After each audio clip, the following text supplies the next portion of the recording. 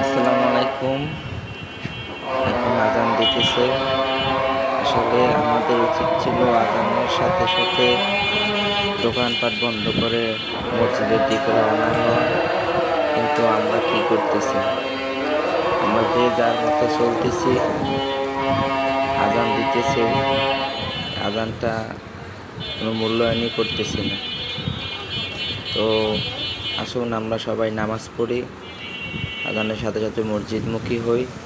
সকল ব্যস্ততা কাজ ফেলে রেখে আমরা নামাজ পড়ি, কারণ নামাজ হচ্ছে বেহেশতের চাবি।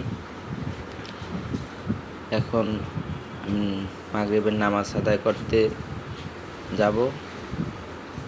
সবাই ভালো থাকবেন এবং নামাজ পড়বেন।